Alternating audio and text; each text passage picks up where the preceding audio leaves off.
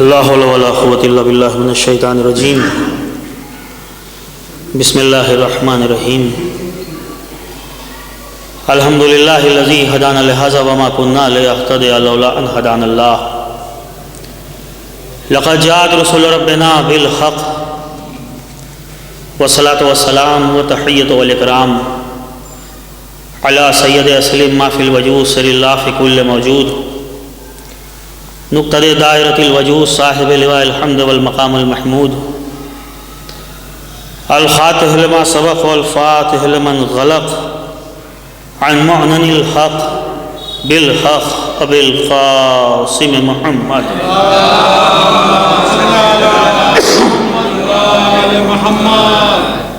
وحبیب آلہ الطیبین الطاہرین المعصومین المظلومین واصحاب المنتجبین المنتخبین ولعنۃ اللہ علی اعدائہم اجمعین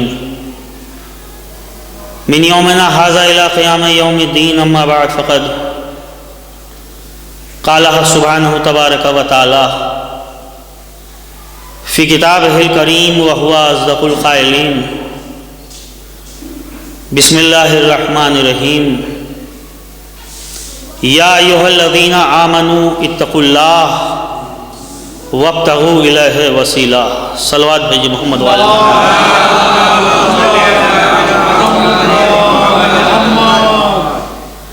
دیکھیے میں مسافر ہوں، میرے اوپر قصر کا قانون لاگو ہوتا ہے، لیکن پیچھے والوں کی صلوات قصر کیوں ہیں یہ سمجھ میں نہیں آ رہا ہے، لہذا سب مل کے بلند ترین بھیجیں.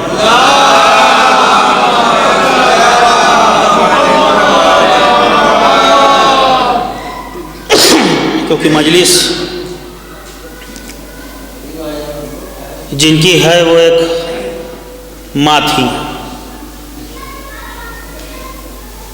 دنیا میں محبت کی کوئی نہ کوئی وجہ ہوتی ہے، اور ہر آدمی کا ذوق الگ ہے محبت کرنے کے لیے. کوئی حسن کی وجہ سے محبت کرتا ہے، کوئی ہنر کی وجہ سے محبت کرتا ہے، کوئی علم کی وجہ سے محبت کرتا ہے، کوئی دولت کی وجہ سے محبت کرتا ہے، کوئی شہرت کی وجہ سے محبت کرتا ہے، اور کچھ نہ ہو تو کم سے کم قربت کی وجہ سے بھی محبت ہوتی ہے. اس لیے کہ حسین ہے اس لیے محبت ہو رہی ہے، دولت ہے اس لیے محبت ہو رہی ہے، شہرت ہے اس لیے محبت ہو رہی ہے، قریب ہیں اس لیے محبت ہو رہی ہے. لیکن ایک ماں کی محبت اتنی بے لوث ہوتی ہے کہ بیٹا عالم ہے یا نہیں ہے مگر محبت ہے، دولت ہو یا نہ ہو مگر محبت ہے، ہنر ہو یا نہ ہو مگر محبت ہے، پاس ہو یا نہ ہو مگر محبت ہے. لہذا پہلے تو میں خانوادے کو مولا سلامت رکھے، 3 بیٹے ہیں، سب مل کے ماں کے لیے سال ثواب کر رہے ہیں. ممبر رسول کی شبیہ پر ہوں، اللہ کو حاضر و ناظر جان کے گواہ ہوں کہ زندگی میں بھی ویسے ہی خدمت کی چشمدید گواہ ہوں. 15 دن سے زیادہ تقریباً لکوڈ پر رہی. ہم لوگ بڑے قریب تھے، کیونکہ میں یہاں ایک ذاکر کی حیثیت سے نہیں آیا ہوں، مرحومہ کے پوتے کی حیثیت سے آیا ہوں.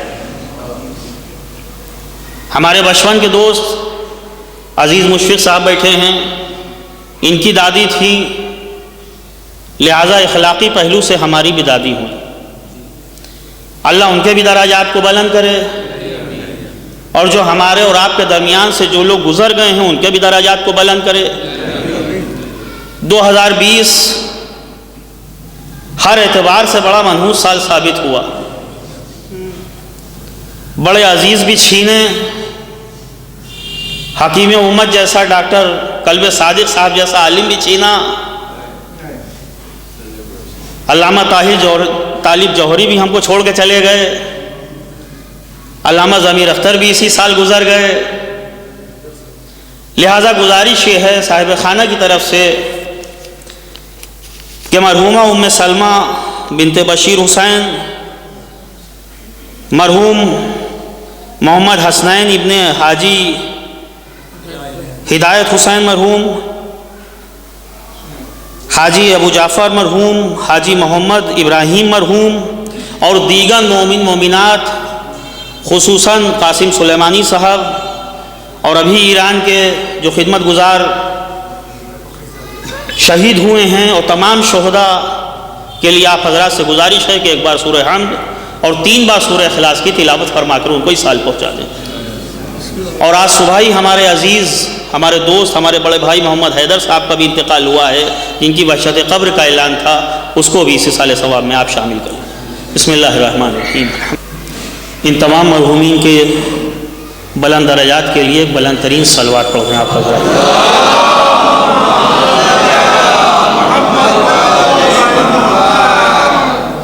عزیزوں، مجھے احساس ہے کہ ایک بڑی مجلس میں آپ لوگ شرکت بھی کر چکے ہیں، میں بھی موجود تھا، لہٰذا اس کے مد نظر میرا بیان بڑا نہیں ہوگا، بس تھوڑا سا آپ کی توجہ چاہوں گا۔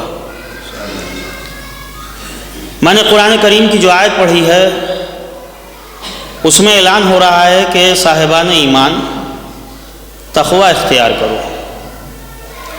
وابتغوا الیہ وسیلہ، اور اللہ کی جانب جانے کے لیے وسیلے کا سہارا لو۔ سب سے پہلے قرآن وہ کتاب ہے کہ جس کو پڑھنے کے بعد کوئی بھی انسان یہ کلیم نہیں کر سکتا کہ اللہ نے ہم سے بات نہیں کی۔ یہ اس کتاب کا کمال ہے۔ بس وہ بات الگ ہے کہ جیسے جیسے بات کرنے والے بدلتے جاتے ہیں ویسے ویسے لہجے کا انداز بدلتا جاتا ہے۔ ہم آپ نہ جانے دن بھر کتنے لوگوں سے گفتگو کرتے ہیں، کبھی اپنا ملتا ہے، کبھی پرایا ملتا ہے، کبھی دوست ملتا ہے، کبھی دشمن ملتا ہے، کبھی وہ ملتا ہے جس کو پسند کیا جاتا ہے، کبھی وہ ملتا ہے جس کو پسند نہیں کیا جاتا۔ تو جیسے جیسے مخاطب بدلتا جاتا ہے ویسے ویسے لہجے کا طریقہ بھی بدلتا جاتا ہے۔ ضروری نہیں ہے کہ میں یہاں سب کو جانوں، لیکن اتنی عقل رکھتا ہوں کہ اگر سامنے والا ملا، مصافحہ کیا، گلے ملا، حال چال پوچھے تو یہ دیکھ کے سمجھ میں آ جائے گا کہ تعلقات اچھے ہیں۔ لیکن خدا نخواستہ ایسا ہو کہ 2 لوگ یہاں بیٹھے ہوں اور ایک دوسرے سے کہے، بات نہ کر کے کسی تیسرے کو بلا کے کہے کہ یہ جو بیٹھے ہیں ان سے کہہ دیجئے کہ یہاں سے چلے جائیں، تو یہ لہجے کا طریقہ بتا دے گا کہ تعلقات میں تلخی ہے۔ بس قرآن نے بھی یہی 2 طریقے اختیار کیے ہیں۔ کچھ ایسے ہیں جن کو اللہ نے پسند کیا ہے، کچھ ایسے ہیں جن کو پسند نہیں کیا ہے۔ جن کو پسند کیا ہے ان سے ڈائریکٹ بات کی ہے، یا ایھا الذین آمنو، اے مومنو بڑے خوش نصیب ہو، تمہارا خالق تم سے بات کر رہا ہے۔ اور جس کو نہیں پسند کیا کہا ان کو تو منہ ہی نہیں لگائیں گے، قل اے حبیب تم کہو۔ تو اس لہجے کی تلخی نے بتایا کہ ان سے تعلقات اچھے نہیں ہیں۔ اچھا، بات ایمان کی ہے، میں نے ابھی عرض کیا کہ کوئی تفصیلی گفتگو نہیں ہوگی۔ مولا متقیان حضرت علی ابن ابی طالب علیہ السلام،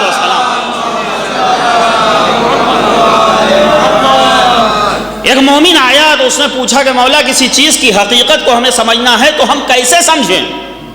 خدا کی قسم مولا کا دیا ہوا فارمولہ ہے، ایک جملے میں بتا دیا، کہا جس چیز کو سمجھنا ہے اس کے مخالف کو سمجھو۔ جب تک مخالف نہیں سمجھ میں آئے گا اس چیز کی حقیقت نہیں سمجھ میں آ سکتی۔ مٹھاس کا مزہ جب ہی ملتا ہے جب زبان پہ کوئی کڑوی چیز پہنچ جائے۔ علم کا مزہ جب سمجھ میں آتا ہے جب جہالت کی ٹھوکریں کھا لو۔ روشنی کا مزہ جب سمجھ میں آتا ہے جب اندھیرے میں گر کے ہو جائے۔ دولت کا مزہ جب سمجھ میں آتا ہے جب غربت کی تکلیفیں سہ لو۔ تندرستی کا مزہ جب سمجھ میں آتا ہے جب بیماری کی اذیت سہ لو۔ جب تک مخالف کو نہیں سمجھو گے، جب تک چیز کی حقیقت کا پتہ نہیں چلے گا۔ مولا کے اسی فارمولے کو میں نے دیکھا کہ اب ایمان کو سمجھنا ہے تو پہلے اس کے مخالف کو دیکھا جائے۔ تو ہر چیز کا مخالف مجھے ایک ملا، مگر کیا کروں کہ جب ایمان کا مخالف دیکھے تو 3 ملے۔ ایمان کا مخالف شرک، ایمان کا مخالف کفر، ایمان کا مخالف نفاق۔ تو اس سے پتہ چلا کہ اگر ایمان سے تعلقات خراب ہو جائیں، اگر ایمان سے جھگڑا ہو جائے، اگر ایمان سے دشمنی ہو جائے، تو یا کافر بنیں گے، یا مشرک بنیں گے، یا منافق بنیں گے۔ تو میرے ایک بات سمجھ میں آ گئی کہ اللہ اکبر، یہ ایمان کا مرتبہ ہے کہ اگر اس کے مقابلے پہ آ جاؤ تو یا کافر بنو، یا مشرک بنو، یا منافق بنو، اللہ جانے ان کا کیا ہوگا جو کل ایمان کے مقابلے میں ہو جاتے۔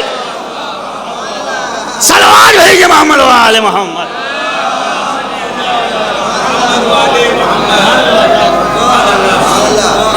یہ اللہ کا احسان ہے کہ اللہ نے ہمیں ایمان دیا، یہ رسول کا احسان ہے کہ جنگ خندق میں ہمیں کل ایمان دیا۔ اب کل ایمان تو کائنات میں ایک ہی ہے، کل جو ہوتا ہے وہ ایک جگہ پہ جمع کسی چیز کو کہتے ہیں، اور جو چیز اس سے تھوڑی سی نکال لی جائے اسے جز کہتے ہیں۔ تھوڑا سا ٹیکنیکل بات کروں گا نوجوانوں کے لیے۔ آج کی سائنس بتا رہی ہے کہ کل جب بھی جز سے الگ ہوتا ہے، موقع ملتے ہی کل کی طرف واپس بھاگتا ہے۔ ضروری نہیں ہے، میں نے کیا عرض کیا، یہاں پڑھے لکھے بیٹھے ہیں، عالم دین بیٹھے ہیں، علماء بیٹھے ہیں، شوربا بیٹھے ہیں، میں سب کو نہیں جانتا ہوں، لیکن ایک رشتہ ہے ہمارا، وہ رشتہ ہے ایمان کا۔ اس رشتے سے سمجھ میں آ جائے گا کہ ہم ایک دوسرے سے جڑے ہوئے ہیں۔ پورے ہندوستان میں گھومتا ہوں، کچھ لوگ ایسے ہیں جن سے ایک بار ملاقات ہوتی زندگی میں پھر کبھی نہیں ہوتی، لیکن وہ ایک ملاقات بھی محبت کی دلیل بن جاتی ہے۔ رسول نے بتا دیا کہ کل ایمان وہ جا رہا ہے۔ اب ہر مومن کے پاس کوئی دعویٰ نہیں کر سکتا کہ میرے پاس ایمان کا کل ہے، جس کے پاس بھی ہے ایمان کا جز ہے۔ اب یہ اپنی صلاحیت ہے کہ کسی کے پاس زیادہ ہے، کسی کے پاس کم ہے۔ اب رسول کے زمانے میں جب ایمان بٹا تو لوگوں نے زیادہ لے لیا، کوئی 10ویں درجے پہ پہنچ گیا، کوئی 9ویں پہ پہنچا، کوئی 8ویں پہ پہنچا۔ ہم لوگ بہت بعد میں آئے، یہ ہماری خطا تھی کہ 1400 برس کے بعد پہنچے۔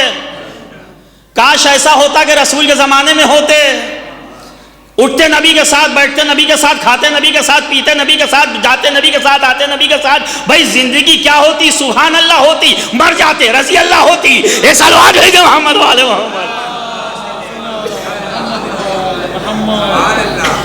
تو کل ایمان کا پتہ دے دیا کہ یہ ہے ایمان کا کل۔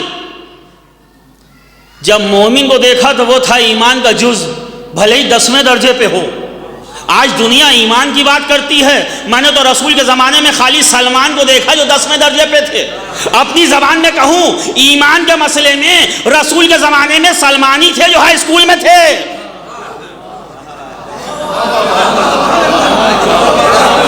ابھی تک کوئی گریجویٹ نہیں ملا ہمیں، بس تھوڑا زیادہ لے لیا، ورنہ ہر مومن کے پاس ایمان ہے۔ اب ذرا سائنس کی بات کریں۔ آج کی سائنس بتا رہی ہے کہ جب بھی جز کل سے الگ ہوتا ہے، موقع پاتے ہی جز کل کی طرف بھاگتا ہے۔ مثال دے دوں، کبھی آگ جلا کے دیکھیے، آگ کا مرکز ہے اوپر، جب بھی بھڑکے گی کل کی طرف جائے گی۔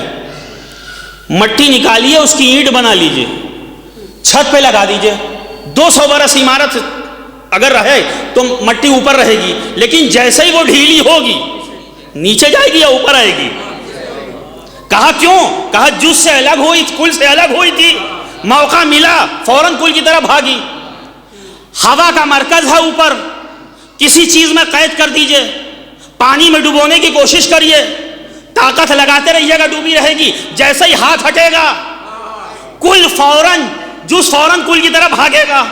تو سائنس نے یہ ثابت کیا کہ کل جب بھی جز سے الگ ہوتا ہے، جیسے ہی جز کو موقع ملتا ہے کل کی طرف بھاگتا ہے۔ کل ایمان کا پتہ نبی نے دیا۔ اب جو مومن ہے اس کے پاس جز ہے، کل نہیں ہے۔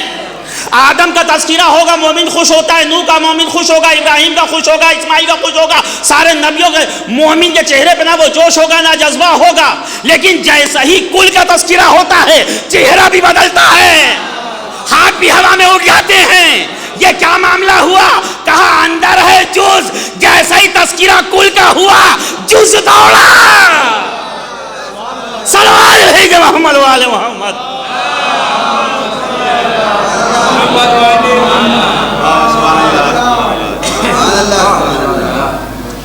یہ جلال پور والے صلوات کیا کمزور بھیجتے ہیں؟ نعرہ صلوات.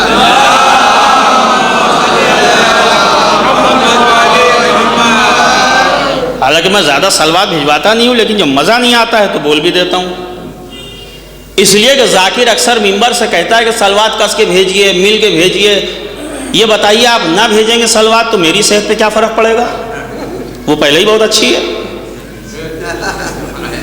نہ میری صحت پہ کوئی فرق پڑے گا، نہ میری جیب پہ کوئی فرق پڑے گا.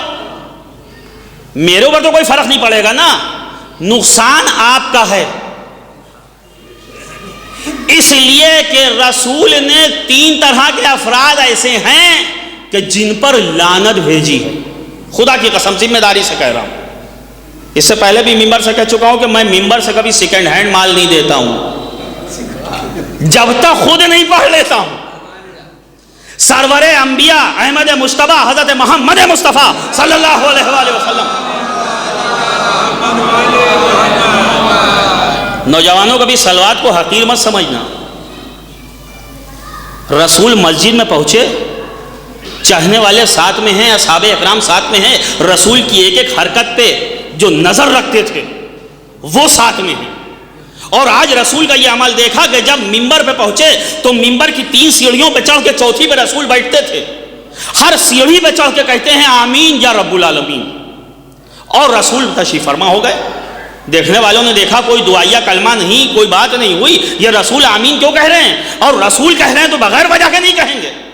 کسی نے پوچھا اے اللہ کے رسول آپ پہ جان قربان، یہ ہر سیڑھی پہ آپ آمین کیوں کہتے تھے؟ تو رسول نے کہا کہ جو ہم نے سنا وہ تم نے نہیں سنا. چلو کم سے کم مسلمانوں نے یہ تو لکھا کہ رسول نے کہا کہ جو ہم نے سنا وہ تم نے نہیں سنا، یعنی تم ہمارے جیسے نہیں ہو. اب یہ رسول کی بات تھی کہ رسول نے کہا کہ جو ہم نے سنا وہ تم نے نہیں سنا. لیکن غار حرا میں ایک 10 برس کا بچہ رسول کے ساتھ میں تھا. جیسے ہی پہلی آیت آئی بچے نے کہا کہ کچھ بولا گیا.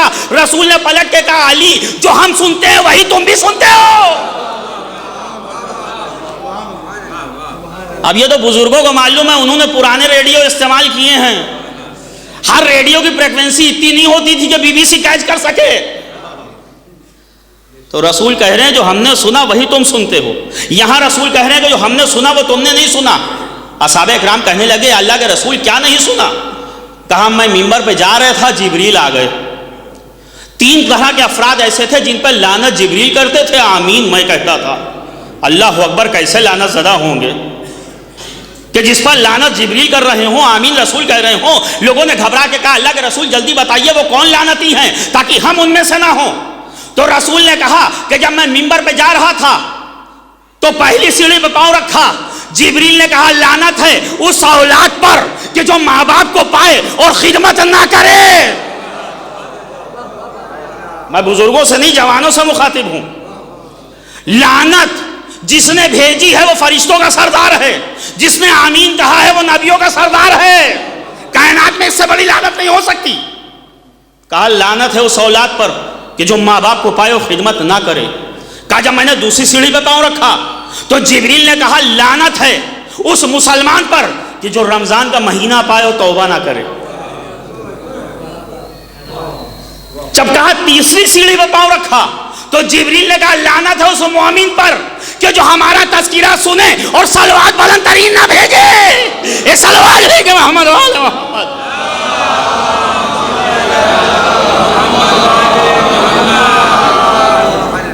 تو سمجھ میں آیا ہمارا نقصان نہیں ہے صلوات دھیرے بھیجنے سے، لیکن فائدہ بھی بتا دوں. اب نقصان بتایا ہے ورنہ کہیں گے آدھی بات بتا کے چلے گئے. سرکار دو عالم ایک مرتبہ چلے آ رہے تھے. یہ روایت سنی شیعہ سب نے لکھی ہے. کہ دیکھا کہ چہرے پہ تبسم بہت زیادہ ہے، آج رسول خوش ہیں، مسکرا رہے ہیں. تو پوچھنے والوں نے پوچھا اللہ کے رسول اتنے خوش کیوں ہیں؟ کہا آج رات خواب میں میرا چچا حمزہ آیا تھا. غور سے سنیے گا، حمزہ سید الشہداء، شہید احد، ایک عظیم مرتبہ ہے.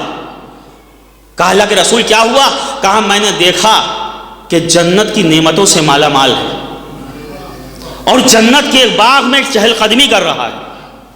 کہا پھر اللہ کے رسول کیا ہوا؟ کہا میں نے پوچھا حمزہ اللہ نے تمہیں بخش دیا، تمہیں جنت عطا کی، تمہیں اتنی نعمتیں دی تمہاری خدمتوں کے بدلے، اے حمزہ یہ بتاؤ کہ وہ کیا تھا جو قبر میں تمہارے کام آیا؟ خدا کی قسم رسول پوچھ نہیں رہے ہیں، یہ امت کو بتانا چاہ رہے ہیں. کہا وہ کیا کام تھا جو قبر میں تمہارے کام آیا؟ حمزہ نے کہا کہ اگر 3 عمل نہ ہوتے تو مجھے اتنی کامیابی نہ ملتی. غور سے سننا نوجوانوں. کہا وہ کون سے عمل ہیں؟ حمزہ نے کہا پہلا عمل جو میرے قبر میں کام آیا وہ میں نے پیاسوں کو پانی پلایا تھا. اس عمل سے کبھی بھی شرم مت کرنا.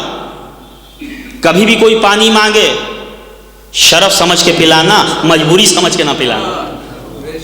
کہا دوسرا عمل جو میرے قبر میں بہت کام آیا، کہا وہ کیا تھا؟ کہا علی سے محبت. کہا تیسرا شرف عمل جو میرے قبر میں کام آیا، کہا جب بھی نبی کا اور اولاد نبی کا نام آتا تھا تو شرم نہیں کرتا تھا، درود بلند آواز سے بھیجتا تھا.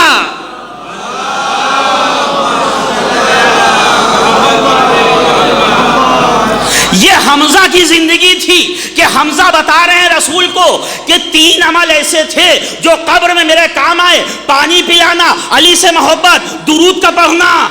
حمزہ جو عمل پوری زندگی میں کر رہے تھے، سلام کیا کرو عظمت حسین کو کہ یہ تینوں عمل سمیٹ کے ایک مجلس میں دے دیے. پانی کی سبیل بھی ہے، علی کی محبت بھی ہے، درود کا نعرہ بھی ہے. صلوات علی محمد وعلی محمد.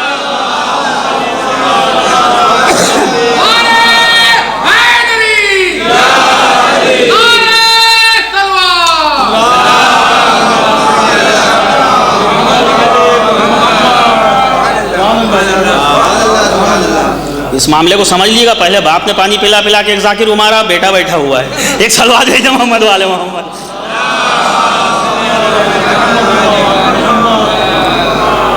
تو قرآن مخاطب ہے اے صاحبان ایمان، کہا تقوی اختیار کرو.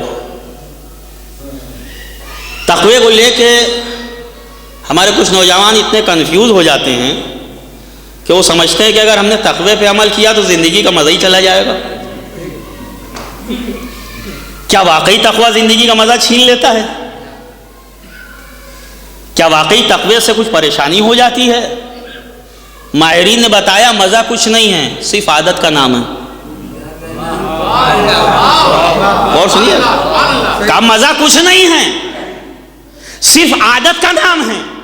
جس چیز کی عادت پڑ جائے اس میں مزہ آنے لگتا ہے. اسی لیے تو سب کے مزے الگ الگ ہیں. کسی کو دیر تک سونے میں مزہ آتا ہے، کسی کو نماز شب پڑھنے میں مزہ آتا ہے، کسی کو کھانے میں مزہ آتا ہے، کسی کو کھلانے میں مزہ آتا ہے، کسی کو بانٹنے میں مزہ آتا ہے، کسی کو لوٹنے میں مزہ آتا ہے. بھائی مزے تو الگ الگ ہیں نا. مزہ خراب کب ہوتا ہے؟ کہا جب خلاف عادت کوئی کام کرنا پڑ جائے. ہم اچھا خاصا 10 بجے تک سوتے تھے، آج کمال کر دیا آپ نے، 8 بجے اٹھا دیا، مزہ نہیں آیا. تو یہ تو الگ الگ مسئلہ ہے. اچھا مزہ سب کا الگ الگ، اس لیے 2 سگے بھائی ہوتے ہیں مزہ الگ الگ ہوتا ہے. ضروری نہیں ہے کہ 2 بھائی ہیں مزہ کسی گوشت میں آ رہا ہے کسی کو دال میں آ رہا ہے. بھائی مزہ الگ الگ ہے نا. کسی کو نقصان دہ چیزوں میں مزہ آتا ہے، کسی کو فائدہ مند چیز میں مزہ آتا ہے. یہ تو عقل و ذہانت کی بات ہے. کہ بڑا بھائی میرے پاس آیا، میں نے کہا حضور چائے پیجیے گا؟ کہنے لگے بغیر چائے کا مزہ کہاں. میں نے پلا دی. چائے کے بعد میں نے پوچھا حضور سگریٹ پیجیے گا؟ کہنے لگے بغیر سگریٹ کا مزہ کہاں. میں نے پلا دی. سگریٹ کے بعد میں نے کہا حضور پان کھائیے گا؟ کہنے لگے بغیر پان کے مزہ کہاں. میں نے کھلا دیا. تھوڑی دیر نہیں ہوئی کہ چھوٹا بھائی آ گیا. میں نے کہا جناب چائے چلے گی؟ کہنے لگے نہیں نیکوٹین ہوتا ہے، بہت نقصان دہ ہوتی ہے. میں نے کہا ارے سگریٹ پی لیجیے. کہنے لگے تمباکو ہوتی ہے، کون کینسر مول لے. میں نے کہا عجیب بات ہے. اچھا پان تو چلے گا؟ کہنے لگے کون دانت خراب کرے چونا کھا کے. میں نے کہا بڑے بھائی کو تو مزہ آ رہا تھا، چھوٹا بھائی نہ چائے پیتا ہے، نہ سگریٹ پیتا ہے، نہ پان کھاتا ہے. کہیں گے چھوٹا عقل مند ہے، اس کو معلوم ہے تینوں نقصان دہ ہیں.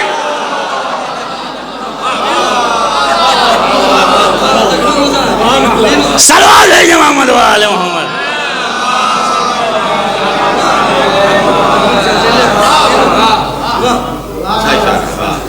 میں اپنے جملوں کا ذمہ دار ہوں، کسی کی سماعت کا ذمہ دار نہیں ہوں. صلوات بھیجو محمد وآل محمد.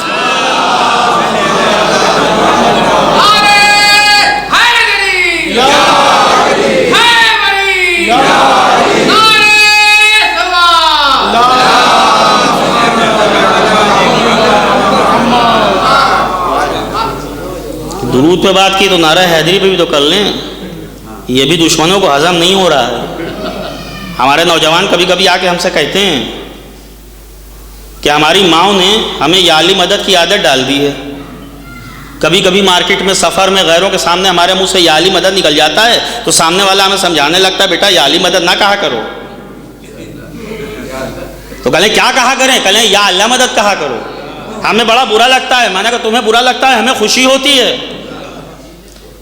اس لیے کہ جب رسول پہلی مرتبہ علی کو لے کے جنگ پہ گئے تھے تو سامنے سے وہ اپنے خداؤں کو لے کے آئے تھے. ادھر سے رسول نے علی کو بھیجا تھا. اور آج بھی عادت وہی پڑی ہوئی ہے. 1400 برس ہو گئے ہیں. یا اللہ مدد کہنا لوگوں کا مجبوری ہے. اس لیے کہ 1400 برس میں اگر کوئی علی کے جیسا ہوتا تو بندہ لایا جاتا، خدا کو نہ لایا جاتا.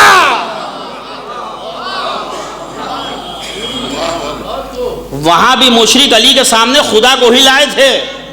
ابھی تک کوئی ایسی شخصیت نہیں بن پائی ہے کہ جو علی کے سامنے پیش کی جا سکے. لہذا خدا کو لانا پڑتا ہے. یہ دشمن علی کی مجبوری کا نام ہے. ایک سوال ہے جو محمد والے محمد.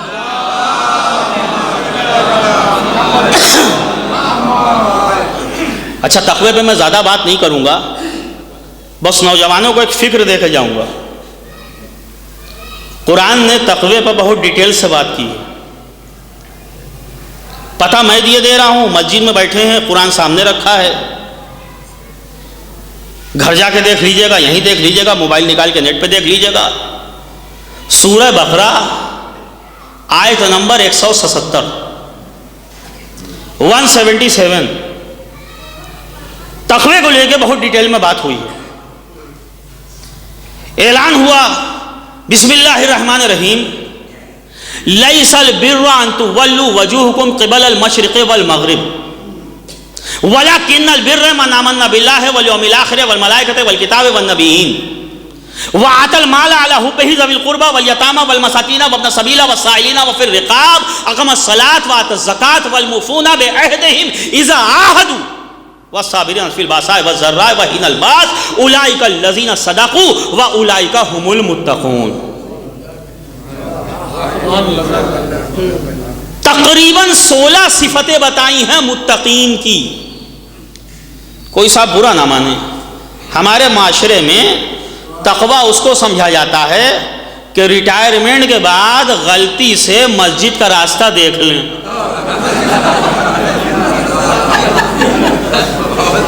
اور پورے محلے کے لیے سر کا درد بن جائیں. تو کہا جاتا ہے کہ صاحب یہ تقوی گزار ہیں. اور جس کو بھی اس عمر میں تقوی کا لقبہ پڑتا ہے وہ پورے معاشرے کے لیے عذاب بن جاتا ہے اور تقوی سے لوگ چڑھنے لگتے ہیں. ایک تو یہ تقوی ہے. ایک تقوی ہمارے پاس آتا ہے وہ سیزن کے حساب سے ہوتا ہے. رمضان آیا تو کہیں گے رمضان بھر داڑھی نہیں بناتے. محرم آیا تو کہنے لگے محرم میں ہم پردہ کرواتے ہیں. کاش یہ پردہ میرج حالوں میں بھی ہوتا. یہ کیا سیزن کی کوئی چیز ہے تقوی؟ کوئی موسمی پھل کا نام ہے؟ بھائی ہم کو بھی تو بتاؤ. کہ رمضان میں پردہ دکھ رہا ہے کیونکہ مومنہ کے مجلس کی مجلس ہے سال ثواب کے لیے تھوڑا تذکرہ ہوگا. اچھا چلیے میں اپنی بات کروں گا تو لوگ برا مان جائیں گے. مولا سے کسی نے پوچھا, خدا کی قسم سلام ہو ان لوگوں پہ جو مولا سے سوال کیا کرتے تھے. مولا سے کسی نے پوچھا, مولا ہم مرد کی غیرت کو کیسے پہچانیں؟ پلٹ کے جواب دیا, مرد کی غیرت کو دیکھنا ہے تو اس کے گھر کی عورتوں کو دیکھو.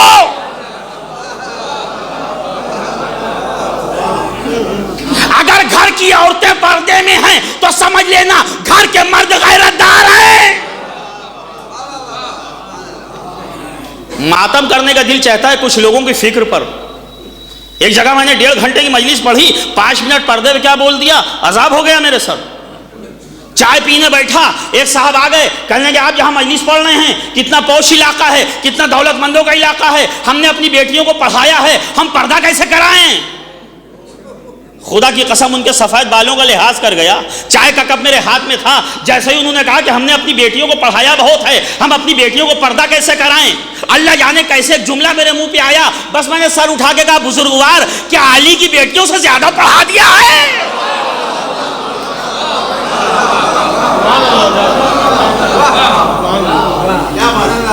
کتنا پڑھا دیا ہے تم نے, کتنا علم دے دیا ہے. پردہ جہالت کی نہیں, پردہ علم کی دلیل ہے. امریکہ میں ایک لڑکی مسلمان ہوئی, نام تھا مریم. جب اس سے پریس کانفرنس میں کسی نے پوچھا کہ آپ مسلمان بھی ہو گئی اور آپ نے حجاب کی اتنی تگڑی پابندی, یہ کیا ہے؟ تو اس نے پلٹ کے کہا, تمہیں میرا نام معلوم ہے کیا ہے؟ مریم. اور یہ بتاؤ سوال کرنے والی تم کون ہو, کس مذہب سے تعلق رکھتی ہو؟ کہا میں عیسائی ہوں. کہا میری کو کبھی دیکھا ہے؟ کہا ہر چرچ میں مجسمہ ہے. کہا بس اتنا بتا دو کہ مریم میرے جیسے کپڑے پہنتی تھی یا تیرے جیسے؟ اپنی بیٹیوں کو تعلیم دو کہ وہ جواب دینا سیکھیں. لیکن ہم نے پردے کو موسم کا پھل بنا دیا. مجلس میں آنا تو حجاب سے آنا, میرج ہال میں تو لوگ دیکھ کے خود گھبرا جائیں تم کو. خدا کی قسم اللہ نے جو عزت دی ہے عورت کو, اتنی عزت دی ہے کہ تمہیں چراغ خانہ بنایا تھا. یہ تمہاری بد نصیبی ہے کہ تم شمع انجمن بن گئی. ہاں یہ بات الگ ہے کہ شادی میں ہر جگہ پردہ فراموش نہیں کیا جاتا. ایک جگہ پہ پردے کا خیال میں نے دیکھا ہے شادی میں, اور خدا کی قسم سب نے دیکھا ہوگا. بجا بابا قبا شیروانی دکھائی دیتی ہے, جب ایک آدمی چلاتا ہوا چلتا ہے, پردہ کیجئے مولانا آ گئے. ہر شادی میں نے دیکھا ہے.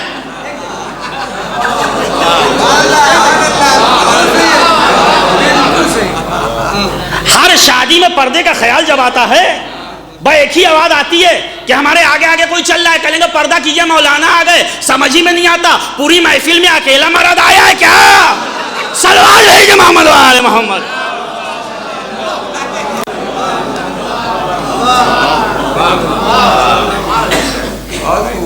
عجیب بات ہے. چلیے اس پہ زیادہ نہیں بولوں گا ورنہ اگلی بار نہیں آ پاؤں گا. صلوات بھیجئے محمد و آل محمد.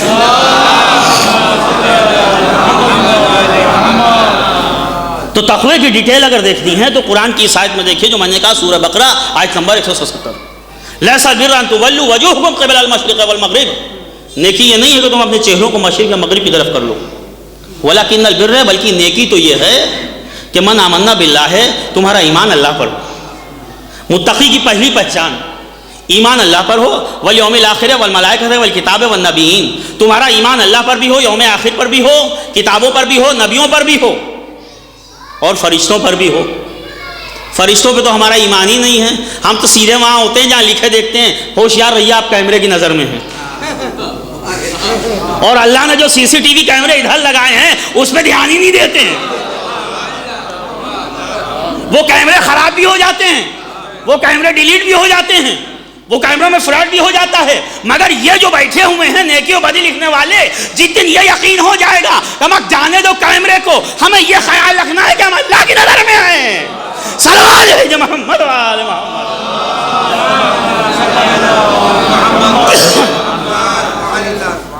تو متقی کی پہلی پہچان کہا عقیدہ صحیح کرو، ایمان صحیح کرو، عقیدہ صحیح ہونا چاہیے.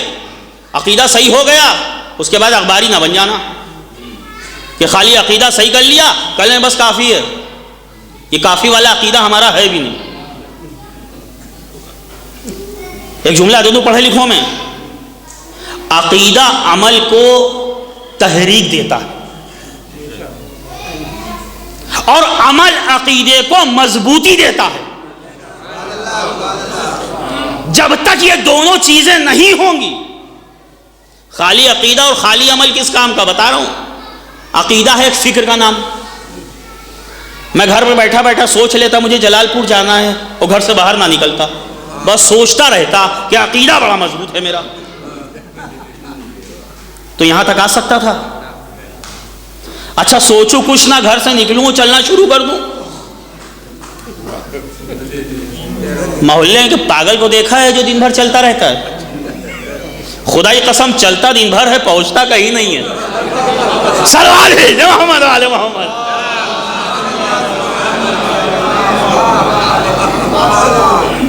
تو نہ خالی عقیدہ کسی کام کا ہے، نہ خالی عمل کسی کام کا ہے. اور عقیدے کا اعلان نہ کیجئے، عقیدہ بتانے والی چیز ہی نہیں ہے. میں نے ایک پلاٹ لیا اور اس کی نیو بھروا کے چھوڑ دی اور سب سے چلاتا پھر رہا ہوں نیو بہت مضبوط ہے.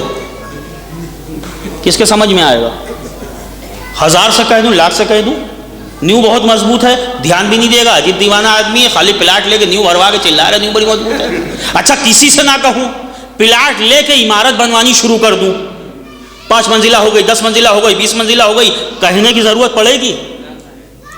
عمارت کی بلندی کو دیکھ کے دنیا خود سمجھ جائے گی کہ اگر بنیاد مضبوط نہ ہوتی تو عمارت کی بلند نہ ہوتی. عقیدہ بتانے کی ضرورت نہیں ہے، عمل ایسا مستحکم ہو کہ دنیا دیکھ کے سمجھ لے. ہم کبھی کبھی لفظوں سے فائدہ اٹھاتے ہیں. کہیں گے حضور آپ نماز نہیں پڑھتے، ہمیں کیا ضرورت ہے، ہم علی والے ہیں. حضور آپ داڑھی نہیں رکھتے، ہمیں کیا ضرورت ہے، ہم علی والے ہیں. سرکار آپ نے روزہ نہیں رکھا، ہمیں کیا ضرورت ہے، ہم علی والے ہیں. جملہ نہ بدلو، فکر بدلو. جملے کا ایک لفظ بھی ادھر سے ادھر نہیں ہونے دوں گا. کہنا یہی ہے کہ ہم علی والے ہیں، لیکن فکر بدل جائے. ہم نماز نہیں چھوڑ سکتے، ہم علی والے ہیں. ہم جھوٹ نہیں بولیں گے، ہم علی والے ہیں. ہم روزہ نہیں چھوڑیں گے، ہم علی والے ہیں. ہم داڑھی نہیں مونڈیں گے، ہم علی والے ہیں. ہم کسی کو تکلیف نہیں پہنچائیں گے، ہم علی والے ہیں. جملہ یہی رکھنا ہے، صرف طریقہ بدلنا ہے کہ ہماری وجہ سے نہ اللہ کا حق ضائع ہو نہ بندوں کا حق ضائع ہو. اس لیے کہ ہمارا یہ شرف ہے کہ ہم علی والے ہیں. یہ صلوات ہے محمد والے محمد.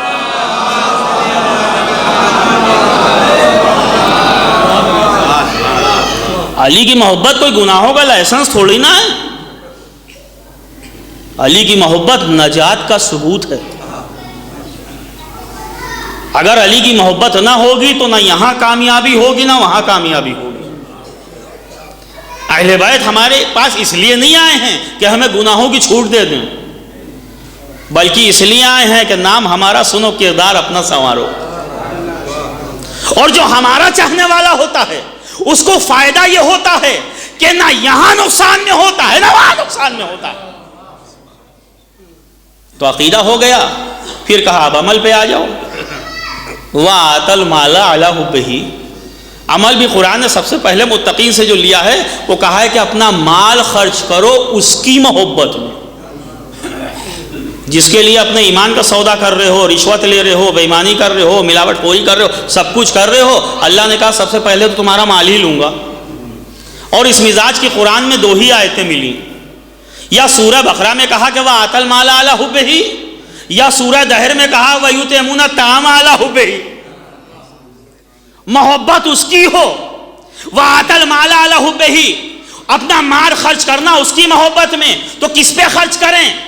کہا ذوی القربى والیتامى والمساکین وابن السبیل والسائلین وفی الرقاب، 6 طرح کے لوگ بتائے۔ اپنا مال خرچ کرنا رشتہ داروں پر، یتیموں پر، مسکینوں پر، مانگنے والوں پر، نوکروں پر اور مسافروں پر۔ تو اللہ نے کہا کہ متقی کی یہ پہچان ہے کہ وہ اپنا مال خرچ کرتے ہیں رشتہ داروں پر، یتیموں پر، مسکینوں پر، غلاموں پر، نوکروں پر اور مسافروں پر خرچ کر لیا، پروردگار ہم متقی ہو گئے۔ کہا ابھی کہاں، اقیم الصلاۃ وآت الزکوٰۃ، نماز بھی قائم کرو، زکوٰۃ بھی ادا کرو، اب متقی ہو گئے۔ کہا ابھی کہاں، تم جو وعدے کرتے ہو اس کو بھی نبھاؤ۔ جو متقی ہوتا ہے وہ دھوکے باز نہیں ہوتا۔ متقی کی پہلی پہچان کہ وہ دھوکے باز نہیں ہوگا۔ علی ایک مرتبہ کسی جنگ سے لوٹ رہے تھے، ایک بستی نے گھیر لیا علی کو۔ کہا مولا آپ مشکل کشائیں، ہماری مشکل حل کیجئے۔ کہا کیا ہوا؟ کہا اس پہاڑی کے پیچھے سے ایک اژدہا آتا ہے جو آدم خور ہے، ہماری بستی کو کچھ لوگوں کو کھا کے چلا جاتا ہے، ہم چاہتے ہیں کہ کوئی مقابلہ کرنے والا ہو، ابھی تک کوئی ملا نہیں جو اس سے مقابلہ کر سکے۔ علی نے کہا میں تمہیں نہ یاد دلاؤں گا، یہ بتاؤ کہ اژدہا کہاں ہے؟ کہا وہاں پہاڑی کے پیچھے سو رہا ہے۔ علی وہاں پہنچے، کہا ہوشیار رہیے گا، آدم خور بھی ہے، منہ سے آگ بھی نکلتی ہے، بہت قوی بھی ہے، بہت بڑا بھی ہے۔ علی نے کہا پریشان نہ ہو، سو رہا ہے نا۔ ایک مرتبہ ذوالفقار لی، علی قریب پہنچے، پیروں سے ٹھوکریں دینی شروع کری، چاہنے والوں نے چلانا شروع کیا، مولا کیا کر رہے ہو؟ اچھا خاصا سو رہا ہے، اس کو مار دو۔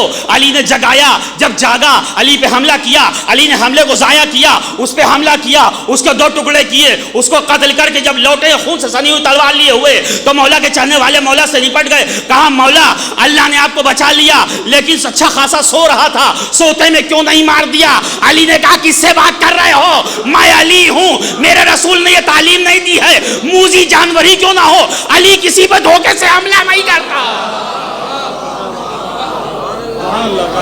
دھوکہ دینا متقی کی فطرت نہیں ہے۔ والموفون بعہدہم اذا عاہدوا، جس سے جو عہد و پیمان کرو اس پہ کھرے اترنا۔ اب متقی ہو گئے؟ کہا نہیں، والصابرین فی البأساء والضراء وحین الباس، جب بھی تم پہ کوئی مصیبت، کوئی ناگہانی، کوئی آفت، کوئی قرضداری، کوئی گرفتاری، کوئی پریشانی آ جائے تو ثابت قدم بھی رہنا اور صبر بھی کرنا۔ جب اتنے کام ایک ساتھ کر لو تب کہا اولئک الذین صدقوا، یہ سچے لوگوں کی پہچان ہے، واولئک ھم المتقون، اب تم کمپلیٹ تقوی گزار ہو چکے ہو۔ یہ صلوات ہے محمد والے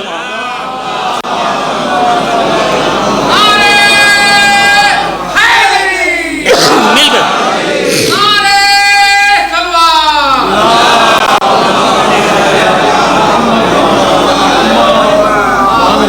چلیے ایک جملے میں بات ختم کروں گا۔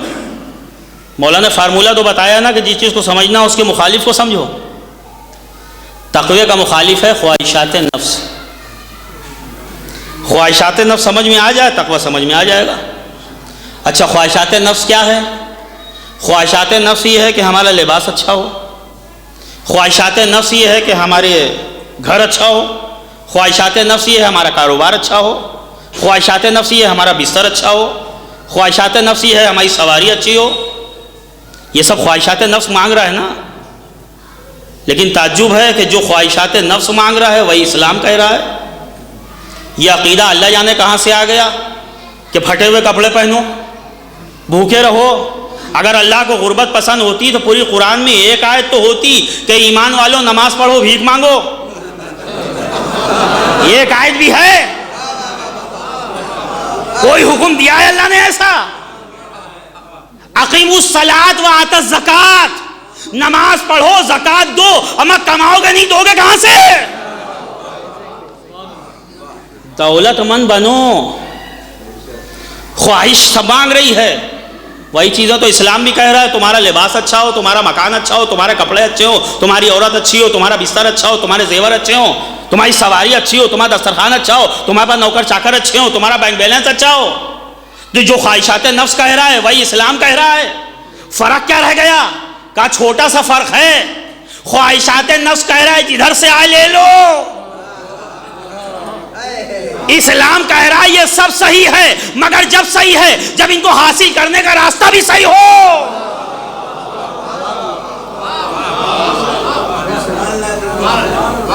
مولا سے جب پوچھا گیا کہ مولا تقوی اور خواہشات نفس میں فرق کیا ہے، خدا کی قسم میرے مولا نے فرمایا کہ تقوی ایک شاندار سواری کا نام ہے جس پر سوار ہونے والا عزت و احترام اور وقار سے اپنی منزل تک پہنچ جاتا ہے۔ یہ تقوی کی تعریف کری ہے مولا نے۔ کہا خواہشات نفس، اب یہ مولا کی مثال ہے، کہا ایک بے لگام سواری کا نام ہے جس پہ سوار ہونے والا ذلیل و رسوا ہوتا ہے اور کبھی اپنی منزل پہ نہیں پہنچتا۔ چلیے مثال دے دوں، بات ختم ہو جائے گی۔ مجلس کے بعد مجھے 10-20 کلومیٹر کہیں جانا ہے۔ میں نے صاحب خانہ سے کہا کہ مجلس ہو گئی ہے، مجھے تھوڑی مہلت دیجیے، ایک صاحب سے ملنا ہے، مجھے 10-20 کلومیٹر کوئی مقام ہے وہاں جانا ہے، بتائیے کیسے جاؤں۔ صاحب خانہ نے 2 چابیاں میرے آگے کی، کہا مولانا یہ 2 گاڑیاں کھڑی ہوئی ہیں، جو جی چاہے آپ لے جا سکتے ہیں۔ اب خواہشات نفس جو ہے وہ ہمیشہ چمکتی ہوئی چیز کو پسند کرتا ہے، تو ایک گاڑی نئی تھی اور ایک پرانی تھی۔ میں نے کہا کہ نئی والی گاڑی کی چابی کہاں ہے؟ کہیں گے یہ لیے مولانا حاضر ہے، سنبھال کے چلائیے گا۔ میں نے کہا کیا ہوا؟ کہیں گے اس میں بریک نہیں ہے۔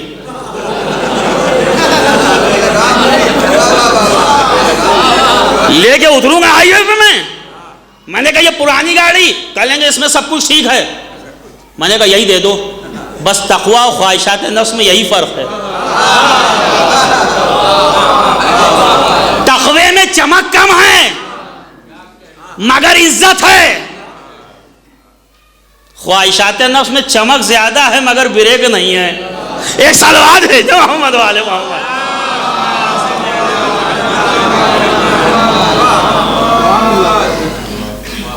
تو قرآن نے کہا کہ صاحبان ایمان تقوی اختیار کرو، وابتغوا الیہ وسیلہ۔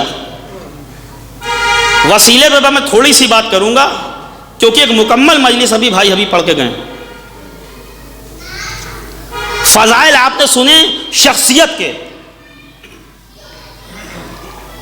میری حیثیت نہیں ہے کہ ان شخصیتوں کے فضائل پڑھ سکوں۔ یہاں تو عالم یہ ہے کہ ان شخصیتوں سے جو چیزیں منسوب ہو جاتی ہیں وہ فضیلت کے قابل بن جاتی ہیں۔ دنیا والے محتاج ہیں کہ میری تعریف کرو تاکہ مجھے شہرت ملے اور عزت ملے۔ کیا اہل بیت بھی ایسا ہی ہیں؟ ان کے فضائل پڑھنے سے ان کی شان میں اضافہ ہوتا ہے؟ ان کے مناقب پڑھنے سے ان کی بلندی میں کوئی اضافہ ہوتا ہے؟ ہم کیا، ہماری حیثیت کیا، ہمارے لفظ کیا، ہمارا علم کیا، ہماری ریسرچ کیا؟ جس کی ایک ایک عمل کی تعریف قرآن کر رہا ہو۔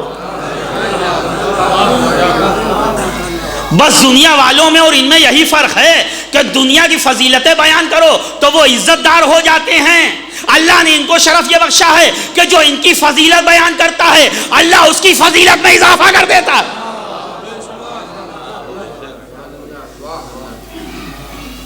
میں نے ابھی ذکر کیا تھا حضرت سلمان کا، ایسا ہی نہیں 10ویں درجے پہ فائز ہو گئے تھے۔ معرفت کا عالم یہ تھا، ایک تو شرف یہ ملا تھا کہ جتنا در سیدہ پہ یہ گئے تھے اتنا کوئی نہیں گیا تھا۔ ایک دن بیٹھے تھے در سیدہ پہ، 2 مسلمان چلے آ رہے تھے بات کرتے ہوئے، موضوع تھا معراج رسول، اور دونوں خوش ہو کے بات کر رہے تھے کہ اللہ نے میرے نبی کو کیا شرف بخشا کہ ہمارا نبی عرش اعلیٰ تک گیا۔ تو سلمان کہنے لگے کہ عرش اعلیٰ کو بہت بڑی چیز سمجھتے ہو؟ اب یہ سلمان کے معرفت کی بات ہے، تو پلٹ کے کہا سلمان کیا عرش اعلیٰ بلند نہیں ہے؟ کہ تمہاری نظروں میں ہوگا، ہمارے لیے تو عرش اعلیٰ سے زیادہ بلند در سیدہ ہے۔ کہا سلمان کیسی باتیں کرتے ہو، در سیدہ زمین پر، عرش اعلیٰ آسمان پر۔ کہا اچھا عرش اعلیٰ کی بلندی کی وجہ کیا ہے؟ کہا کیا بتاؤں، جس کے راستے کا عالم یہ ہے کہ جبریل پر سمیٹ کے کھڑے ہو جاتے تھے اور کہتے تھے اللہ کے رسول اس کے آگے میں نہیں جاؤں گا، میرے بالوں پر جل جائیں گے۔ ایک مرتبہ سلمان نے کہا توف ہے تیری معرفت پہ، تو اس مقام کو بلند سمجھتا ہے کہ جہاں فرشتوں کے بالوں پر جلتے ہیں، میں اس جگہ کو بلند سمجھتا ہوں جہاں فرشتوں کو بالوں پر ملتے ہیں۔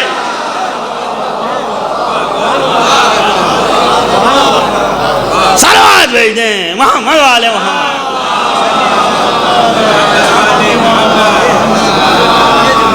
جناب فاطمہ زہرا بلندر صلوات.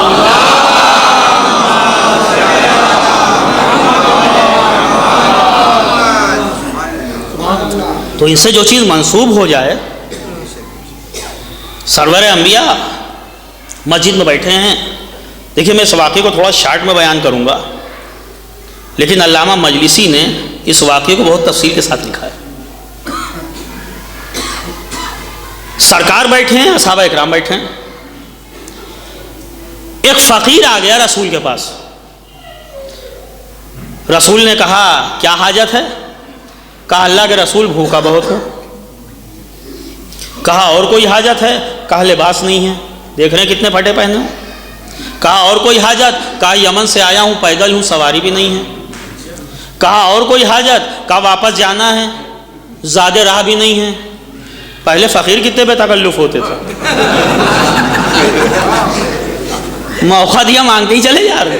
اچھا رسول بھی کہہ رہے ہیں اور حاجت اور حاجت، بتاتا جا رہا ہے چادر نہیں ہے، لباس نہیں ہے، کھانا نہیں ہے، سواری نہیں ہے، زیادہ راہ نہیں ہے. رسول نے کہا خدا کی قسم میرے پاس مال دنیا بھی نہیں ہے، تمہیں دوں کیا؟ تو کہنے لگا آپ کے در سے کیا خالی ہاتھ چلا جاؤں؟ رسول نے کہا سلمان میرے پاس کچھ نہیں ہے، میری بیٹی کے دروازے پہ لے جاؤ. سلمان فارسی تو اسی موقع کے لیے بیٹھے ہی رہتے تھے. ہاتھ پکڑا اور لے کے پہنچے در سیدہ پہ. کہا کیسے آنا ہوا؟ کہا بابا نے بھیجا ہے، اس کی یہ حاجتیں ہیں پوری کر دو. اندر سے آواز آئی مال دنیا میں کچھ نہیں ہے. کہا کچھ بھی نہیں ہے؟ کہا کچھ ہوتا تو حسنین بھوکے نہ سوتے، اور اگر کچھ ہوتا تو ان کو نہ دیتی، اس کو دے دیتی، کیونکہ دروازے سے کوئی خالی ہاتھ نہیں گیا. ہاں اس سے کہہ دو کہ بچے بستر پہ سو رہے ہیں، اگر بستر کو بیچ کے کچھ حاصل ہو جائے تو بچوں کو زمین پہ سلا دوں اور بستر تیرے حوالے کر دوں. اچھا کچھ لوگ غلط فہمی میں ہیں. ایک مجلس میں میں نے یہ چیز چھوڑ دی تھی تو بعد میں مجھ سے سوال ہوا کہ آپ تو اتنی بات کری ہے کہ دولت مند ہونا چاہیے، لیکن اہل بیت تو فاقوں پہ فاقے کرتے تھے، کپڑوں میں پیون لگے ہوتے تھے، جوتیاں ٹاک ٹاک کے پہنتے تھے. تو میں نے وہاں پہ ایک جملہ کہا تھا کہ اہل بیت کو جب فاقے کرتا ہوا دیکھو، اہل بیت کو جب کپڑوں پہ پیون لگا ہوا دیکھو، اہل بیت کو جب ٹوٹی ہوئی جوتیاں دیکھنا تو ان کی سستی یا کاہلی کی وجہ نہ سمجھ لینا. ان کے فاقے ان کی غربت کی وجہ سے نہیں تھے، شدت سخاوت کی وجہ سے تھے.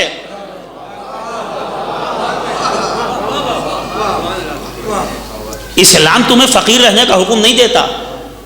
ایک شخص آیا اور اس نے آ کے سیدھے چھٹے امام پہ دعویٰ کیا، حضرت امام جعفر صادق علیہ السلام.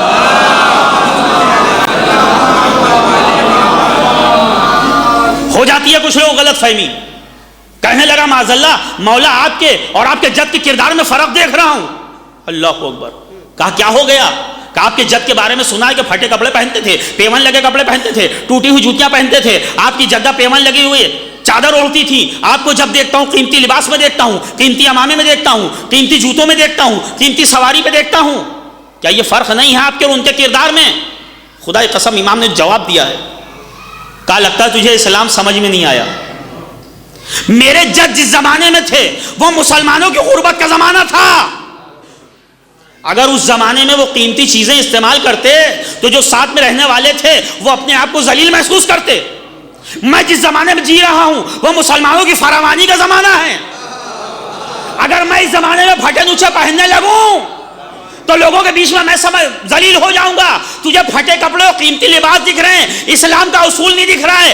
اسلام نہ ذلیل ہونے کا مذہب ہے نہ ذلیل کرنے کا مذہب ہے. تو بیٹی نے کہا مال دنیا میں کچھ نہیں ہے. تو فقیر نے کہا کہ خالی ہاتھ چلے جاؤں گا. تو اندر سے آواز آئی اس در سے کبھی ایسا ہوا تو نہیں ہے. بس ایک ہاتھ نکلا، کہا چچا سلمان میرے گلے میں گلوبند پڑا ہوا ہے، اس سے کہہ دو کہ اس کو بیچ کے اپنی ضرورت پوری کر لے. سیدہ کے گلے کا گلوبند، میں فضائل سیدہ کے نہیں پڑھ رہا ہوں، اس کے گلوبند کے پڑھ رہا ہوں. گلوبند لیا اور واپس رسول کے پاس آیا. یا اللہ کے رسول آپ کی بیٹی نے اپنے گلے سے یہ ہار اتار کے دیا. رونے لگے رسول. خدا کی قسم مال دنیا میں اگر کچھ ہوتا تو سیدہ تجھے یہ نہ دیتی. تجھے معلوم ہے میری بیٹی کو یہ کتنا پسند تھا؟ میرے چچا حمزہ کی بیٹی ہے فاطمہ، اس نے تحفے میں دیا تھا. میری بیٹی اتنا پسند کرتی تھی کہ اپنے گلے میں لگائے ہوئے تھی، لیکن تو خالی ہاتھ نہ جائے تو میری بیٹی نے وہ گلوبند اتار کے تجھے دے دیا. اور میں وعدہ کر رہا ہوں کہ آج جو یہ گلوبند خریدے گا اس پہ جنت واجب ہوگی. ابھی رسول نے یہ جملہ کہا، ادھر سے عمار یاسر چلے آ رہے تھے.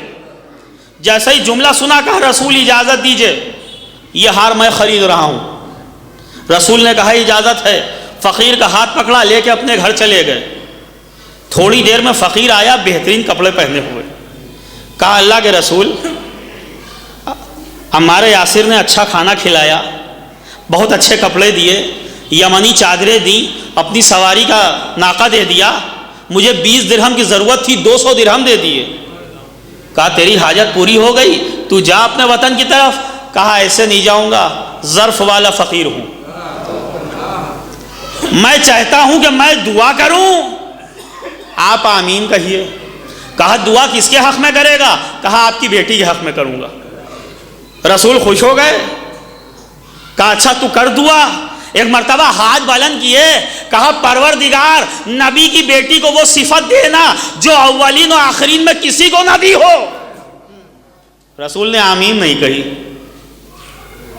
دیکھا، کہا اللہ کے رسول کیا میری دعا کچھ غلط ہے؟ کیا یہ شرف قبولیت نہیں رکھتی؟ رسول نے کہا تو نے دعا کرنے میں دیر کر دی.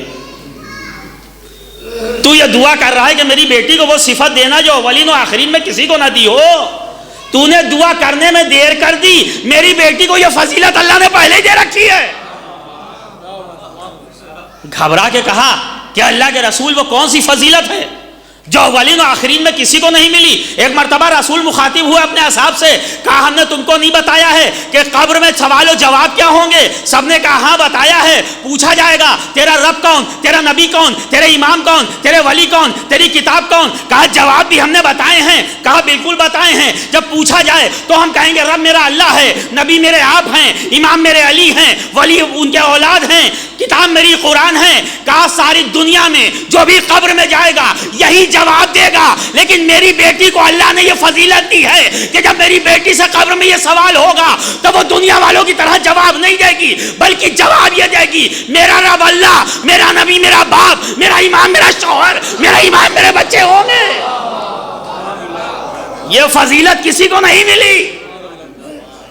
خوش ہوا وہ فقیر چلا گیا. عمار یاسر، اللہ اکبر، یہ معرفت کا عالم. آج تو مجلس کا تبرک بھی لے کے ہم آنکھوں سے لگاتے ہیں. سیدہ کے گلے کا ہار ہے عمار کے ہاتھ میں، کیا عظمت ہوگی. لے کے گھر آئے. روایت بتاتی ہے کہ مشک و عنبر سے معطر کیا اور ایک یمانی قیمتی چادر اور پارچے میں رکھا اور اپنے ایک حبش کے غلام کو بلایا. کہا یہ لے جاؤ اور جا کے نبی کی بیٹی کو دے دو اور کہہ دینا کہ عمار نے تحفہ بھیجا ہے، اگر ہو سکے تو قبول کر لیں. جیسے ہی چلا کہا واپس نہ آنا. کہا پھر میرے لیے کیا حکم ہے؟ کہا عمار کو ہبہ کر دیا، سیدہ کو ہبہ کر دیا. کہہ دینا کہ غلام سمیت بھیجا ہے. غلام لے کے پہنچا، در سیدہ پہ دخول باب کیا.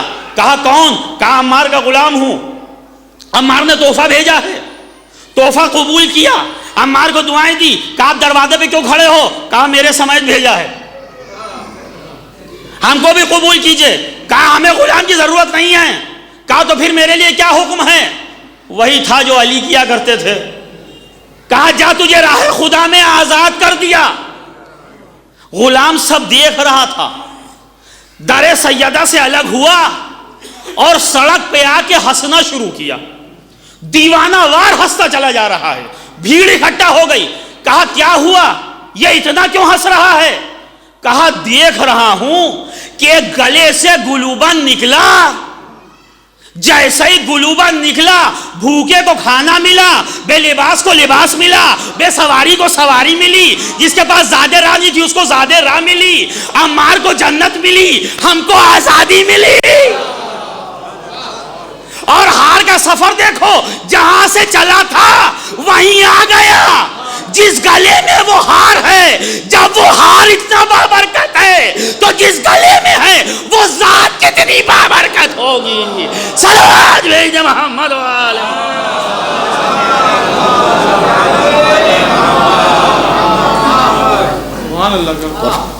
تو یہاں جو چیزیں منسوب ہو جائیں، گلے کے ہار پہ تعجب نہ کیجیے گا، وہ تو ماں کا تھا۔ بیٹے کے جھولے سے مس ہو کے فرشتوں کو شفا ملتی ہے۔ صلوات بھیجیں محمد والے۔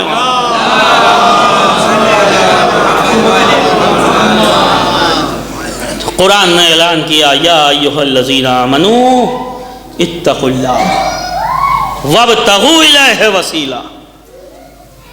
اے صاحبان ایمان کردار کو سنبھالو، اے صاحبان ایمان عمل کرو، اے صاحبان ایمان اللہ سے ڈرو۔ اچھا یہ ترجمہ بھی بڑا عجیب و غریب ہے، جس سے بہت سے لوگ غلط فائدہ اٹھا لیتے ہیں۔ اللہ سے ڈرو، ایک صاحب کہنے لگے مجھ سے زیادہ تو اللہ سے پورے محلے میں کوئی نہیں ڈرتا ہوگا۔ میں نے کہا کیوں؟ کہیں گے آج تک مسجد نہیں گیا۔ ایک صلوات بھیج دیں محمد والے کو۔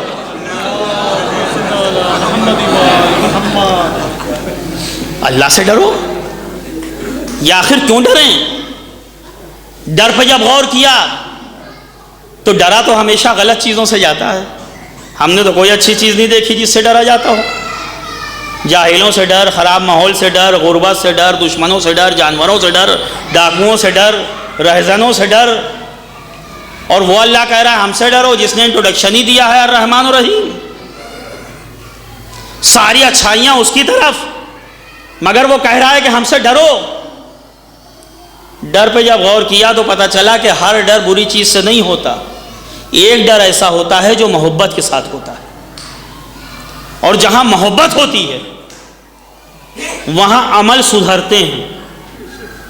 اکثر آپ نے دیکھا ہوگا بھائی اب سگریٹ کیوں نہیں پی رہے ہو؟ کہیں گے میری بیٹی کو پسند نہیں ہے۔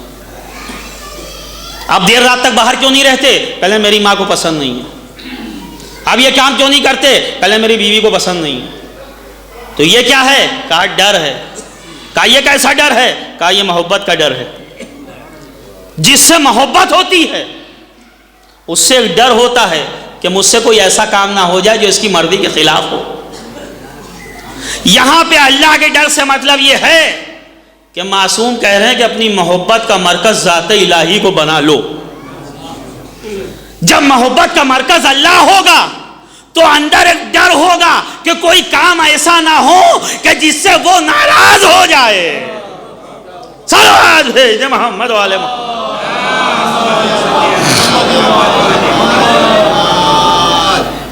تو تقوی گزار بنو،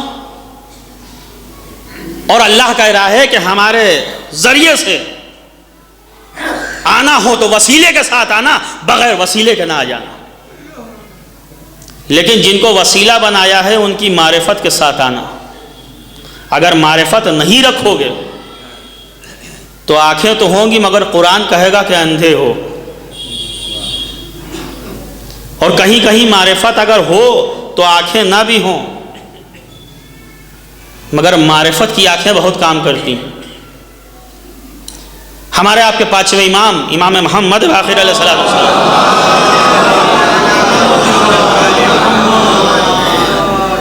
ایک شاگرد ہیں اور مسجد نبوی میں اس مقام پہ کھڑے ہیں جو مقام کہلاتا ہے باب جبریل۔ صدر دروازہ سامنے ہیں اور پوچھ رہے ہیں مولا ایک سوال کا جواب دیجیے گا۔ مولا نے کہا کیا؟ کہا معرفت کیا ہوتی ہے؟ اب یہ پوچھنے والے نے پوچھا، مولا نے جواب دیا کہ تو پوچھ رہا ہے معرفت کیا ہوتی ہے تو اتنا بتا دے کہ تجھے بتاؤں یا دکھاؤں۔ اب یہ کام تو مولا ہی کر سکتے تھے، تجھے بتاؤں یا دکھاؤں؟ اس نے کہا مولا دکھا دیجئے، اس سے اچھی کیا بات ہوگی؟ کہا دروازے پہ جا کے کھڑے ہو جاؤ۔ اور میں کہاں کھڑا ہوں؟ کہا مولا باب جبریل پہ۔ کہا ہر آنے والے سے پوچھو کہ امام محمد باقر کو دیکھا ہے؟ کہا مولا سامنے ہی تو کھڑے ہو، ہر آدمی کہہ دے گا دیکھا ہے۔ کہا جاؤ پوچھ لو۔ اب جو مسجد میں آ رہا ہے اس کو روک کے پوچھ رہے ہیں کیا تم نے امام محمد باقر کو دیکھا ہے؟ تو وہ کہتا تھا نہیں میں تو کھیت سے آ رہا ہوں، کوئی کہتا تھا نہیں میں تو گھر سے آ رہا ہوں، کوئی کہتا تھا نہیں میں تو مارکیٹ سے آ رہا ہوں۔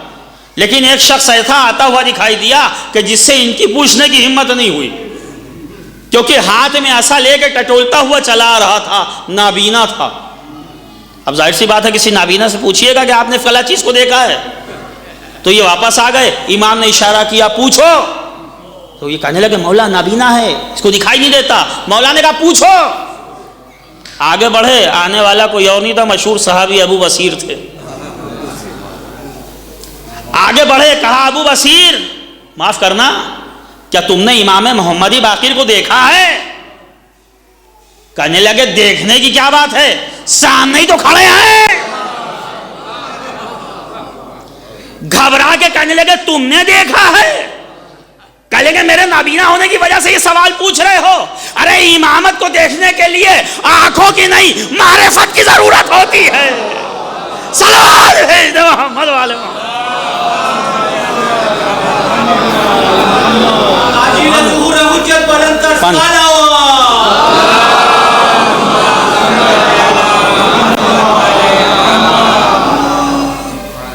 بس عزیزوں، بہت شکریہ کہ آپ نے 1.5 گھنٹے کی مجلس کے بعد بھی ہم کو 1 گھنٹہ سن لیا۔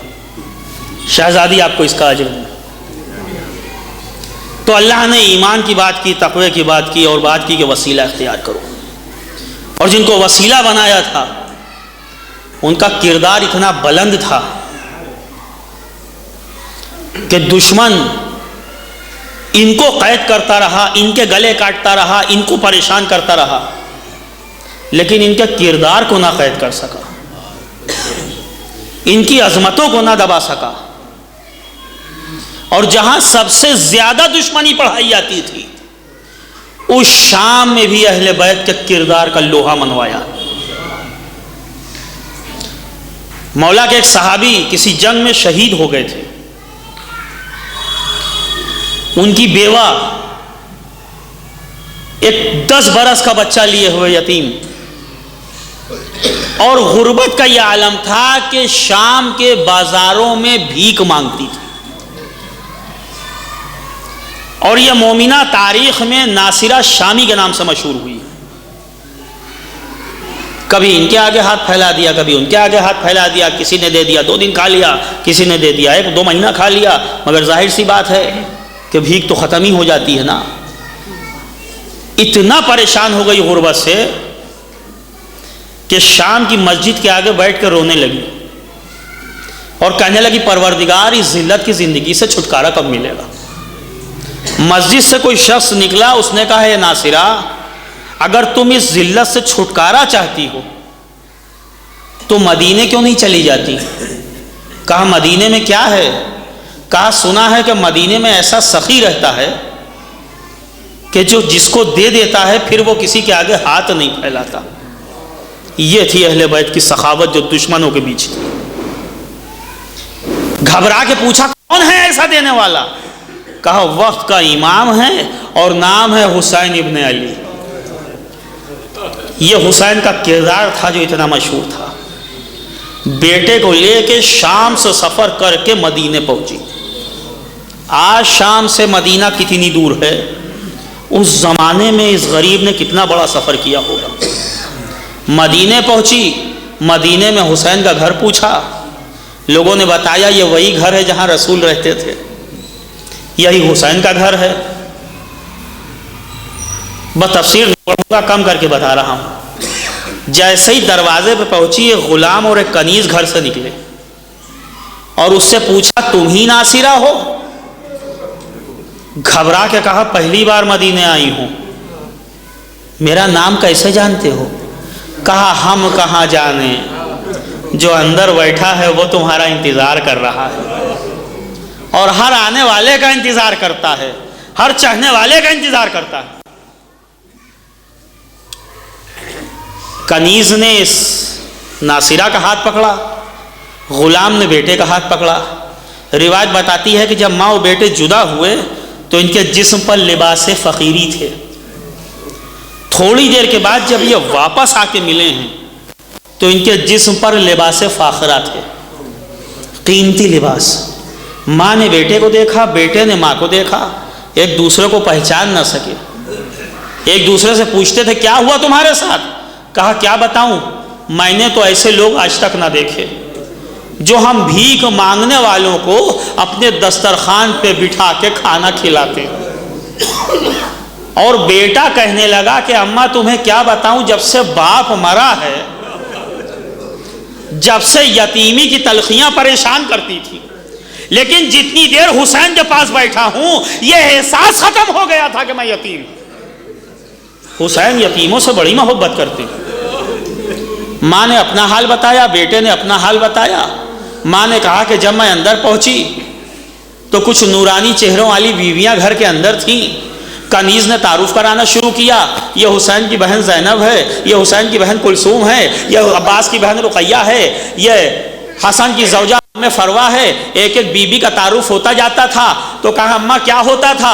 کہا ہوتا کیا تھا، کوئی گلے سے گلوبند نکالتی تھی، کوئی ہاتھ سے کنگن اتارتی تھی، کوئی پیروں سے پازیب نکالتی تھی، کوئی کانوں سے گوشوارے اتارتی تھی. ارے ہمارے سامنے زیوروں کا انبار لگ گیا. اور جب سب نے دے دیا تو ایک بی بی آگے بڑھی جس کا چہرہ چاند کی طرح روشن تھا اور مجھ سے کہنے لگی دیکھو یہ سیدانیاں ہیں، میں ان کا مقابلہ نہیں کر سکتی، میں ان کی برابری نہیں کر سکتی، اس لیے کہ میں اس گھر کی کنیز ہوں. کہا آپ کون ہیں؟ کہا حسین کا حرم ہوں، میرا نام ام رباب ہے. اور یہ کہہ کے اپنے گلے سے سچے موتیوں کی مالا اتاری اور کانوں سے گوشوارے اتارے. میں نے ہاتھ جوڑ کے کہا کہ دیکھو انہوں نے سب دے دیا ہے، میں حسین کی سہاگن کے زیور نہیں لے سکتی. تو کنیز نے ہاتھ پکڑ کے کہا ناصرہ پہلی مرتبہ آئی ہو نا، تمہیں اس گھر کے اصول نہیں معلوم ہے. یہاں جو دے دیا جاتا ہے واپس نہیں لیا جاتا، جو دیا جا رہا ہے لے لو. کہا ادھر اتنے تحفے ملے. تبھی حسین کی وہ بہن اٹھی جس کا نام زینب بتایا تھا، آگے بڑھ کے میری چادر پکڑی اور چادر پکڑ کے کہا اپنی کنیز سے کہ میرے شوہر عبداللہ سے کہہ دو اس کی چادر بڑی بوسیدہ ہے، مجھے اچھا نہیں لگتا کہ میری چاہنے والی کی چادر بوسیدہ ہو.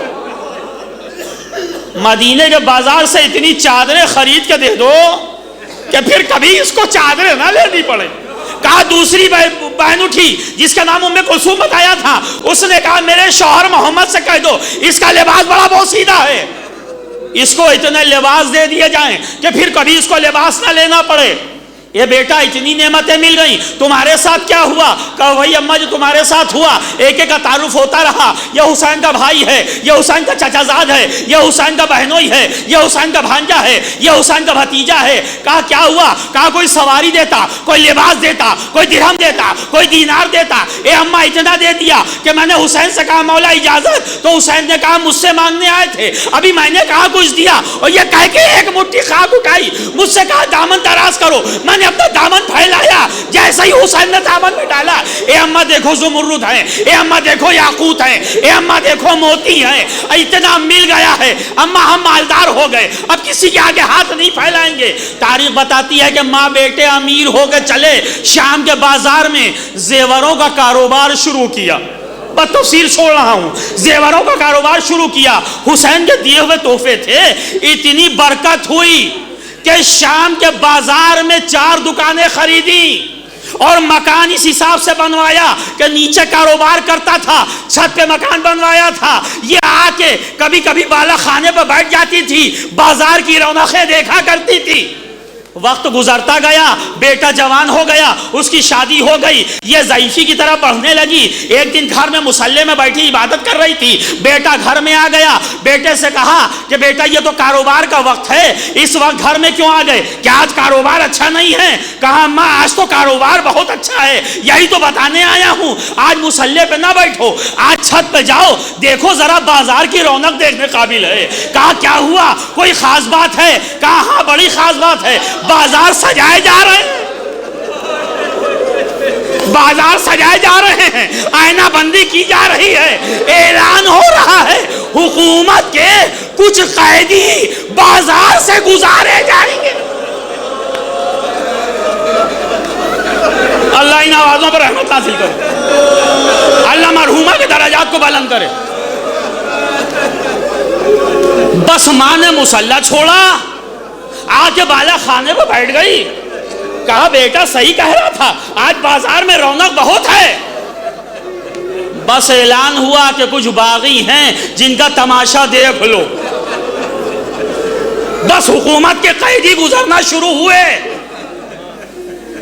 عجیب قافلہ دیکھا، کچھ بچے ہیں جو رسیوں میں بندھے ہوئے ہیں، کچھ کٹے ہوئے سر ہیں جو نوکے نیزہ پہ چمک رہے ہیں، ایک جوان کو دیکھا جس کے ہاتھوں میں ہتھکڑیاں، پیروں میں بیڑیاں ہیں۔ دیکھتی رہی، لیکن تبھی وہ بے کجاوا اونٹ گزرے سامنے سے، کیونکہ اونٹ بھی بلند، یہ بالا خانے میں بیٹھی تھی، یہ بھی بلند۔ جیسا ہی پہلا اونٹ گزرا، چہرہ نہ دیکھ سکی، اس لیے کہ بالوں سے چہرہ چھپایا ہوا تھا۔ بس بالوں کے اندر سے آواز آئی، ناصرہ اب غربت تو پریشان نہیں کرتی۔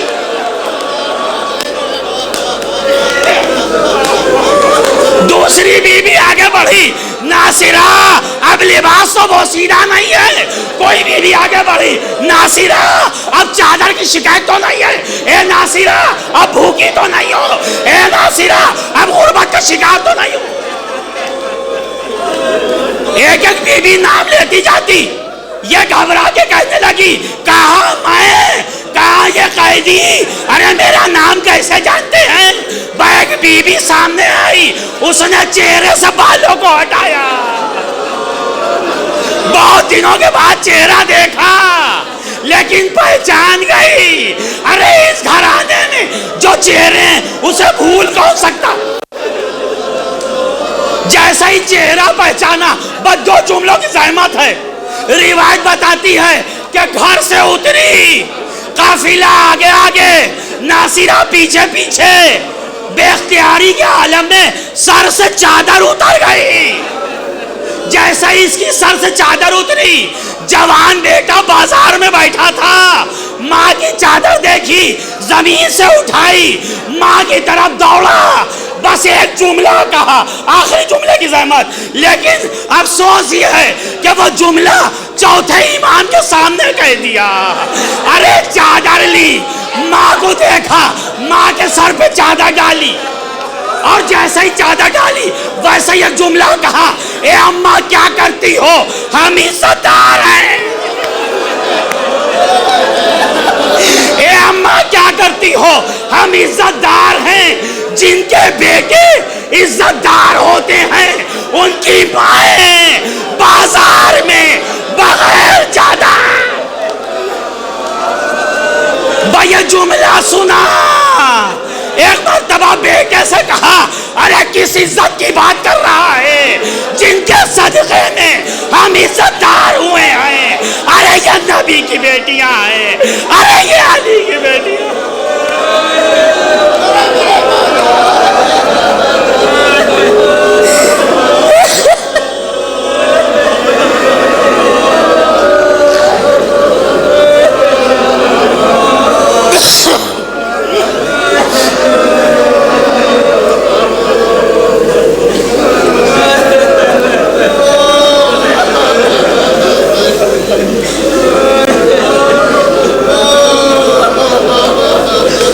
لعنت اللہ علی القوم الظالمین وسيعلم الذين ظلموا أيام القيامة ربنا آتنا في الدنيا حسنة وفي الآخرة حسنة وقنا عذاب النار۔ پروردگار واسطہ ہے محمد والے محمد کا کہ یہاں مجلس میں بیٹھنے والے ہر بھائی بہن، ہر مومن مومنات کی دلی تمناؤں کو پورا فرما دے۔ جن کے ماں باپ زندہ ہوں ان کو طول عمر عنایت فرما، جن کے پیوند خاک ہو چکے ہوں ان کا انجام آل محمد کے ساتھ ہو۔ ہمارے بچوں کو، جوانوں کو شیطان کے شر سے محفوظ فرما۔ ہمیں آل محمد کو پڑھنے، سمجھنے اور اس پر عمل کرنے کی توفیق عطا فرما۔